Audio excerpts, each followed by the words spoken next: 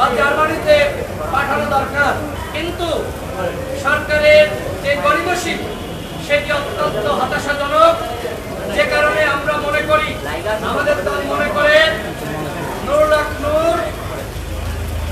নূরকে যদি বিদেশে চিকিৎসার জন্য নিতে হয় সেটি আমাদের দলের পক্ষ থেকে দেওয়া হবে। সরকারের দয়ার উপরে আমরা আর নির্ভর করতে চাই না। আমরা সরকারের এই ঘোষণাকে, নুরুল্লাহ নূরকে সরকারের পক্ষ থেকে উন্নত চিকিৎসার জন্য বিদেশে নেওয়ার যে ঘোষণা দেওয়া হয়েছিল সেই ঘোষণাকে আমরা প্রত্যাখ্যান করছি। আমরা ভাই সামনে ফোনগুলো একটু পিছিয়ে নেন না, মুখের মধ্যে নিয়ে নিন। উন্নত চিকিৎসার জন্য নুরুল্লাহ নূরকে দেশের বাইরে আমরা পাঠাবো। যদিও নুরুল্লাহ নূর বলেছেন তিনি বাংলাদেশের চিকিৎসা ব্যবস্থার উপরে আস্থা রেখে তিনি দেশেই চিকিৎসা নিতে চান। প্রিয় সাংবাদিক ভাইরা, এই ঘটনা 17 দিন অতিবাহিত হতে যাচ্ছে, এখনো পর্যন্ত সেনাবাহিনীর যারা এই ঘটনার সাথে সম্পৃক্ত, পুলিশের যারা এই ঘটনার সাথে সম্পৃক্ত, কাউকে এখনো পর্যন্ত গ্রেফতার করা হয়নি, তাদের বিরুদ্ধে কোনো ব্যবস্থা গ্রহণ করা হয়নি। এই ঘটনা স্পষ্ট ভিডিও রয়েছে, সিসিটিভি ফুটেজ রয়েছে, কিন্তু তারপরেও এখনো পর্যন্ত সেনাবাহিনী এবং পুলিশ বাহিনীর যারা এই ঘটনার সাথে সম্পৃক্ত তাদের বিরুদ্ধে ব্যবস্থা গ্রহণ না করা আমাদের মধ্যে এক ধরনের সন্দেহ এবং সংশয় সৃষ্টি করেছে এই ঘটনার বিচার হবে কিনা। আমরা বরাবরই বলছি, এই ঘটনাকে কেন্দ্র করে পুরো সেনাবাহিনী এবং পুরো পুলিশ বাহিনীকে আমরা দোষারোপ করছি না। আমরা শুধুমাত্র এই ঘটনার সাথে যারা সম্পৃক্ত, যারা এই ঘটনার নির্দেশদাতা, তাদেরকে চিহ্নিত করে আমরা বিচারের আওতায় আনার দাবি জানাচ্ছি। আপনারা জানেন একটি তদন্ত কমিশন গঠিত হয়েছে।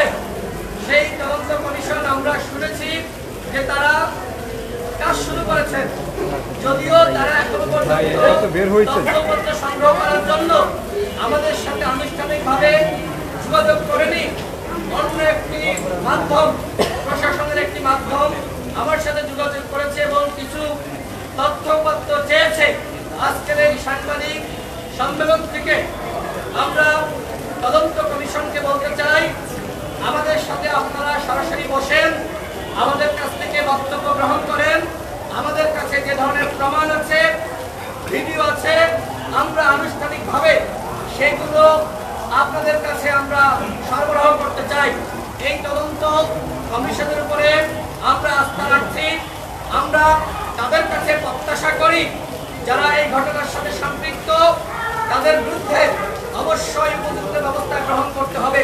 সর্বশেষ বলতে চাই, নুরুল্লাহ নূর হাসপাতালের বিছানায়, শুধুমাত্র নুরুল্লাহ নূর হাসপাতালের বিছানায় না, আগামীতে আপনাকে কিন্তু এইভাবে আইসিইউতে আসতে হতে পারে।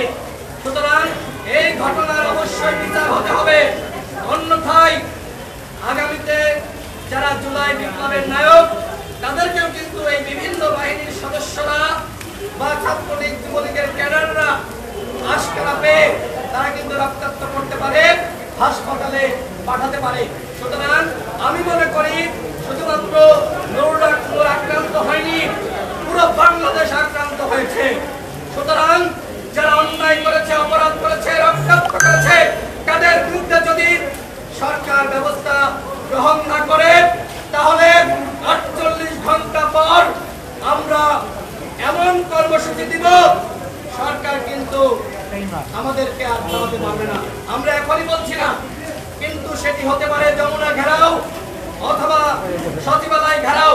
স্পষ্ট কথা, স্বরাষ্ট্র উপদেষ্টার নির্দেশ ছাড়া এই ঘটনা ঘটেনি। স্বরাষ্ট্র উপদেষ্টা এই ঘটনার সাথে সম্পৃক্ত, যে কারণে স্বরাষ্ট্র উপদেষ্টাকে এই ঘটনার দায় নিয়ে অবশ্যই পদত্যাগ করতে হবে।